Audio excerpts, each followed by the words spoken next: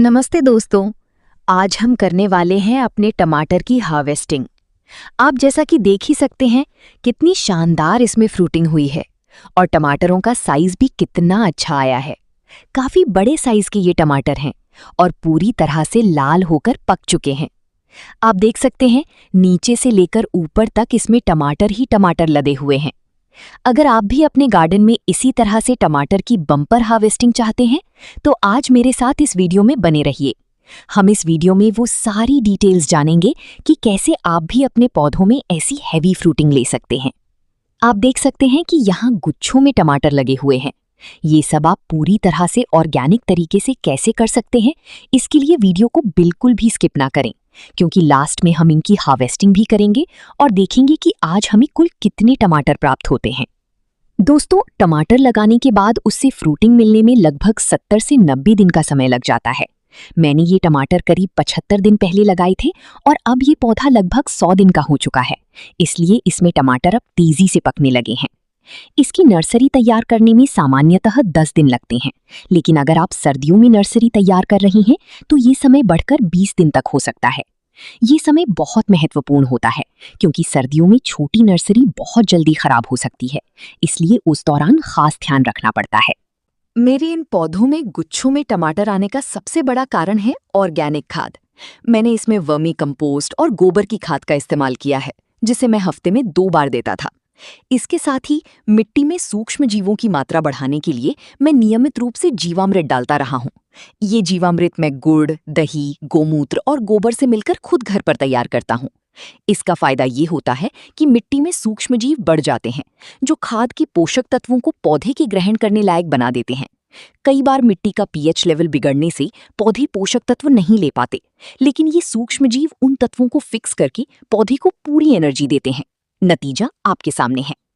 टमाटर में कीटों का अटैक और जड़ के रोग भी काफी होते हैं, जिस पर मैंने एक अलग वीडियो पहले ही बनाया हुआ है, उसे आप देख सकते हैं। टमाटर के पौधों में सबसे आम और खतरनाक समस्या होती है लीफ कर्ल वायरस, यानी मरोड़िया रोग। इसमें पत्तियां मुड़कर छोटी होने लगती हैं और पौधे की ग्रोथ रुक जाती है। ये वायरस अक्सर सफेद मक्खियों के जरिए फैलता है, इसलिए इनसे बचाव के लिए आपको शुरुआती दौर से ही सावधानी बरतनी चाहिए। ऑर्गेनिक तरीके से इसका सबसे अच्छा इलाज है कि आप हर 10 से 15 दिन में नीम के तेल का स्प्रे करें और अपने गार्डन में पीली स्टिकी ट्रैप यानी येलो स्टिकी ट्रैप जरूर लगाएं, जो इन मक्खियों को अपनी ओर खींच लेते हैं। इसके अलावा नमी वाले मौसम में पौधों पर ब्लाइट यानी झुलसा रोग का खतरा बढ़ जाता है। इसमें पत्तियों पर भूरे और काले रंग के धब्बे पड़ने लगते हैं और देखते ही देखते पूरा पौधा सूख जाता है। इससे बचने के लिए आप 10-12 दिन पुरानी खट्टी छाछ को पानी में मिलाकर पौधों पर छिड़काव कर सकते हैं। ये एक बहुत ही ताकतवर नेचुरल फंगीसाइड का काम करती है। साथ ही मिट्टी में फंगस या जड़ सड़ने की समस्या यानी रूट रॉट ना हो, इसके लिए पानी देते समय ध्यान रखें कि गमले में जल भराव ना हो। अगर आपको लगे कि जड़ों में दिक्कत है तो गुड़ाई करते समय थोड़ी सी हल्दी या लकड़ी की राख मिट्टी में मिला दें। ये मिट्टी को सैनिटाइज करने का बेहतरीन तरीका है। तो चलिए अब शुरू करते हैं आज की असली खुशी यानी हार्वेस्टिंग। देखिए, मैं एक एक करके इन लाल टमाटरों को तोड़ रहा हूँ। अरे, ये एक तो हाथ से छूटकर गिर ही गया। आप यकीन नहीं करेंगे दोस्तों, घर पर ऑर्गेनिक तरीके से उगाई गई ताज़ी सब्जियों को खुद अपने हाथों से तोड़ने और खाने का जो मज़ा है वो एक अलग ही लेवल का होता है। अगर आप अपने गार्डन में सब्जियां उगाते हैं तो आप इस सुखद अनुभव को समझते होंगे। ये बहुत ही सुकून देने वाला काम है। मेरी मानिए, अगर आप गार्डनिंग नहीं करते हैं तो एक बार अपनी छत पर ऑर्गेनिक सब्जियां उगाना जरूर ट्राई करें। प्रकृति से जुड़कर आपको बहुत शांति मिलेगी। अभी टमाटर तोड़ते तोड़ते मेरी टोकरी लगभग भर चुकी है, लेकिन टमाटर अभी खत्म ही नहीं हो रहे हैं। इसके साथ ही मेरे पास खीरा, धनिया और मिर्च भी काफी मात्रा में तैयार हैं। टमाटर का साइज बढ़ाने के लिए सबसे महत्वपूर्ण तत्व है पोटाशियम। पोटाशियम पौधे के अंदर शुगर और पानी के परिवहन का काम करता है। जब फल बन रहा होता है तब पौधे को सबसे ज्यादा पोटाशियम चाहिए होता है, ताकि वो फल के अंदर रस और वजन भर सके। ऑर्गेनिक तरीके से पोटाशियम की पूर्ति के लिए केले के छिलके सबसे बेहतरीन स्रोत हैं।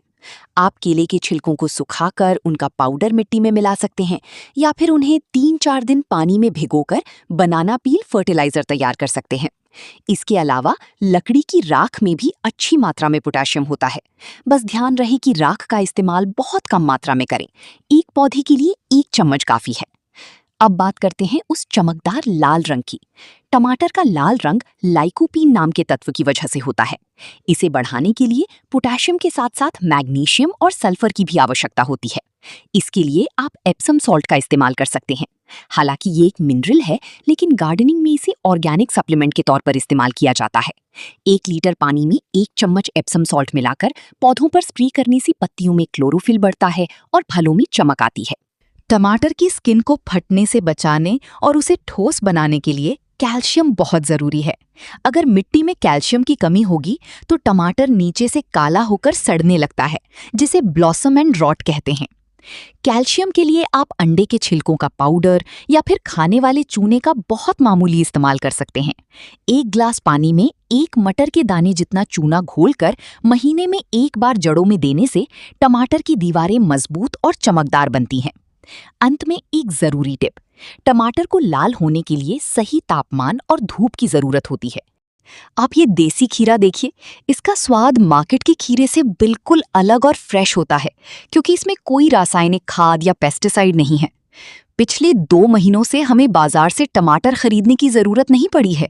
अब बारी है हमारे किचन की जान, यानी हरे धनिये की। आप देख सकते हैं ये धनिया कितना घना और हरा भरा है। इसकी खुशबू इतनी जबरदस्त है कि इसे तोड़ते ही पूरे गार्डन में महक फैल गई है। बाजार में मिलने वाले धनिये में अक्सर वो खुशबू नहीं होती, क्योंकि वो रसायनों से उगाया जाता है। लेकिन ये धनिया हमने पूरी तरह ऑर्गेनिक तरीके से अपनी आंखों के सामने तैयार किया है, इसलिए हमें इसकी शुद्धता पर 100% यकीन है। इसे हार्वेस्ट करते समय मैं इसे जड़ से नहीं उखाड़ रहा हूँ, बल्कि ऊपर से कटिंग कर रहा हूँ, ताकि ये दोबारा से तेजी से बढ़ सके। घर की ताज़ी धनिया जब दाल या सब्जी के ऊपर पड़ती है तो स्वाद कई गुना बढ़ जाता है। तो दोस्तों, कैसा लगा आपको मेरा ये छोटा सा गार्डन और आज की ये हार्वेस्टिंग? कमेंट में ज़रूर बताएं और आगे भी इसी तरह के अनुभव देखने के लिए जुड़े रहें। वीडियो पसंद आया हो तो लाइक और सब्सक्राइब ज़रूर करें। धन्यवाद।